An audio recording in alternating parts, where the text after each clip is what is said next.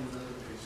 So we have these models of the behavior of the application and a model of the behavior of the users. So the client, the model of clients. And it's the same model we showed before. So we have this, the probabilities. So at 5% of the time, that's the behavior of the user. So you get data from the description of the project, you open the HTML fragments, you open HTML fragments, and you update something. But 10% of probability, you do that. So we have the models of the behavior of users. And all these things are represented inside the layer, following the approach represented in the cloud compute independent model, cloud provider independent model, cloud provider specific model. And just the last thing is that, okay, we collect these models through the other tools, the same way we did with cloud ML. So we have this menu options, say, okay, export this model to the QoS model and analysis tools. So you just select a folder, and it's going to generate the files the QoS analysis model tools are going to use to analyze the tools. I think I had it, so then you get all these files, the script, the describing folks, so the Palladium location model, the Palladium repository, the Palladium resource environment, the Palladium system model, usage model, and then have other models that are useful for this analysis.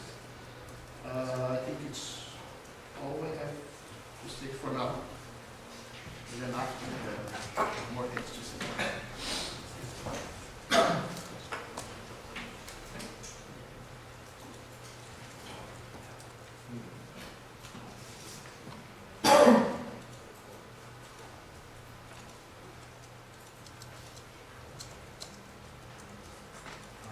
So now I'm going into more details about the next step in the performance application, the application performance analysis. So now we go into the layer queuing network. So a layer queuing network is an extended queuing network model. It's basically a stochastic model that's very well suited to analyze applications, software applications. Why I say because it lets you model the application as a set of components. It lets you have calls between the different components. You can have resource pooling, so you can have passive resources, active resources, this sort of thing. So that's what makes it attractive to model applications, software applications. So about tool support, there's a standard tool, which is the Qt Solver. It's a very good tool, but now we are presenting Line, which we have been developing as part of the MODAClouds project, and I will show you what are the differences and what can you do with Line later on. To go from the Palladium model to the layer queuing network model, there's an automated model-to-model transformation, so you don't need to worry about how to obtain the layer queuing network. This is supported by a tool. So once you get the layer queuing network model, you will have four types of elements: tasks, processors, entries, and activities.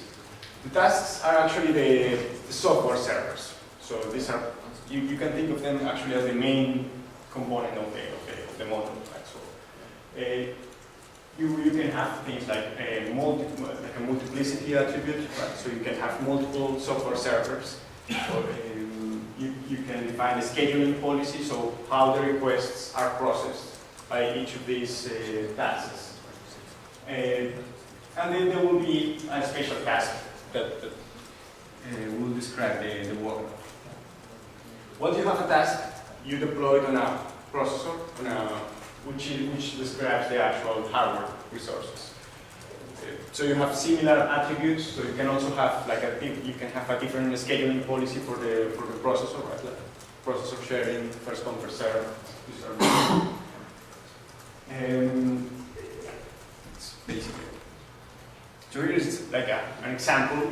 When you go from the Palladium model, which is what I had shown before on the left, right?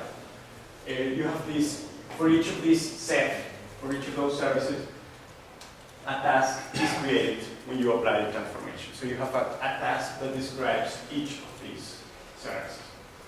Now, and each of these tasks is deployed on a processor.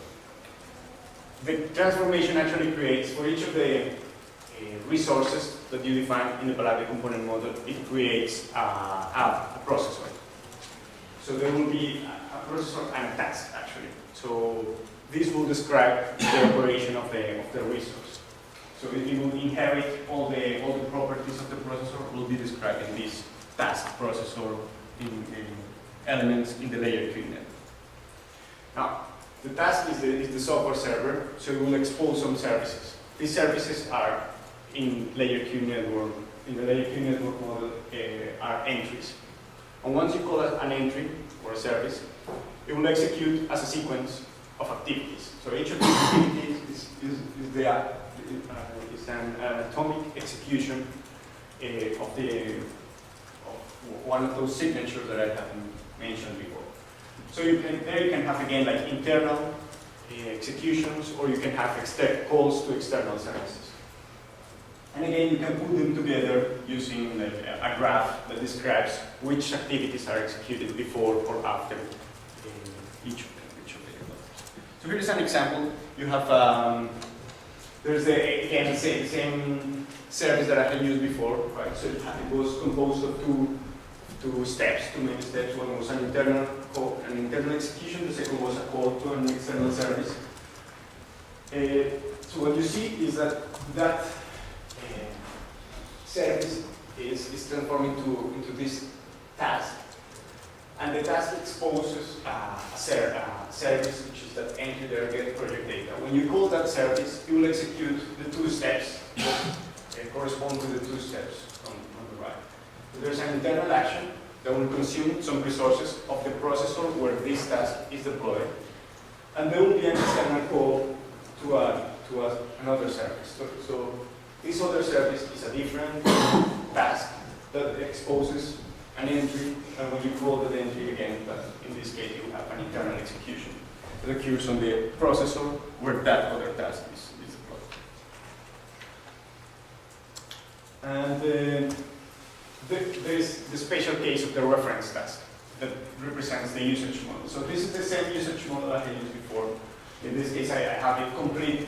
Right? So there's the 5% probability here, right? The first case of the 5% probability. There are the other cases, the complementary cases. So these are like the 4 different paths that a user can follow when accessing the application. This will be translated into this task.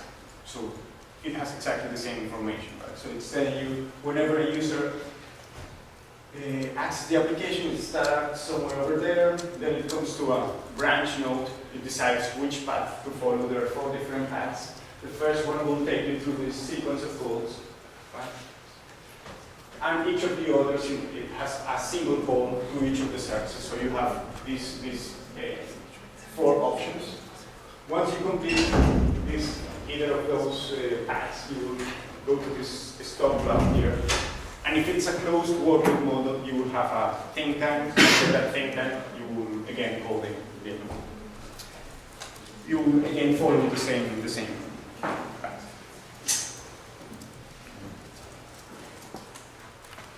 So these layer Q networks are like a standard model. And now I'm going to introduce line and how it actually models these layer Q networks and how it works. So line is a fluid solver for layer Q networks. By fluid, I mean it represents the system as a set of ordinary differential equations that it solves numerically.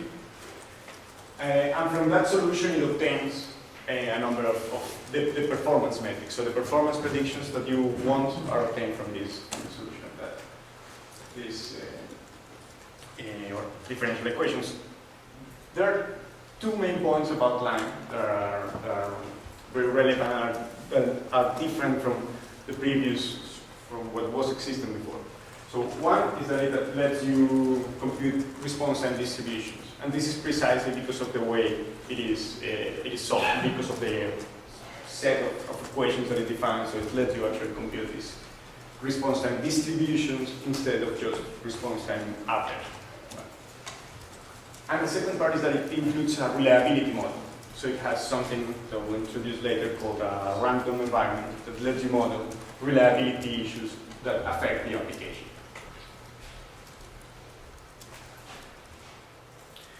So basically, like a solution, like an example solution of this fluid model is something like this. It lets you describe the expected state of the application as a function of time.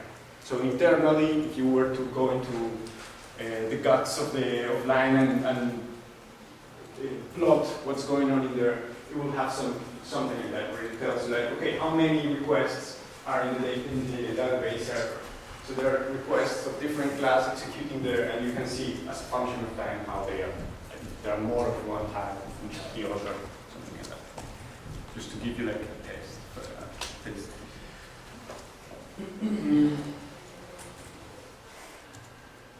Right. So this is the same model that Marcus had shown. Right. So it's the same model that I've been using as an example here. And the idea is that you want to go from that model through layer queue networks to the internal model that line uses to describe the application.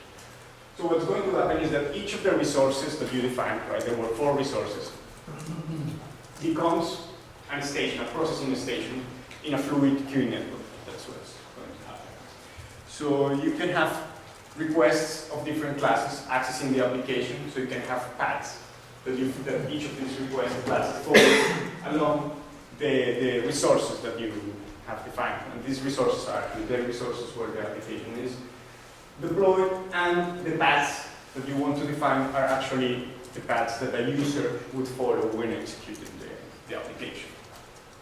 So for instance, again, the example of the 5% with the 5% probability. So you start from this think tank here. So this is like the station that keeps the users when they are not interacting with the application with a certain probability, 5% in this case. You go through a sequence of calls, right? So if there were 5, I believe. So the first one is an authentication. It's the authentication service.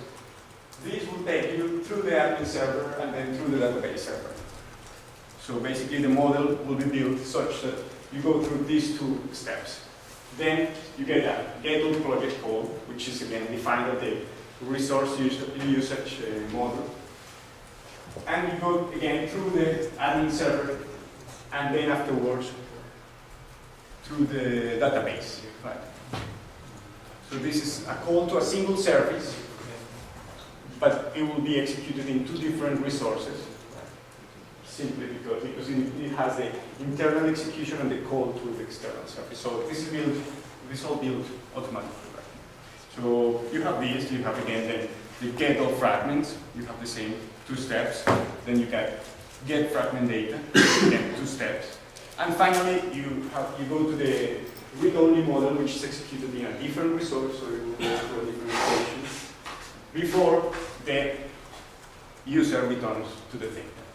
So all this is built starting from the admin model, right?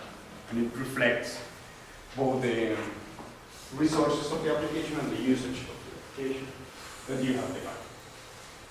So you want to compute performance metrics like the throughput, resource utilization, and as I said before, in addition to the average response time, you can also have the response time distribution. I'll talk in a second.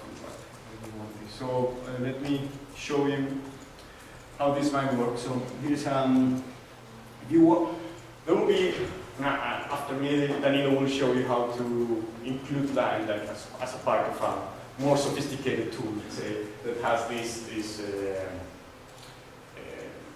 where you can actually find optimal deployment options at the same time. And we will also use it as part of the runtime adaptation.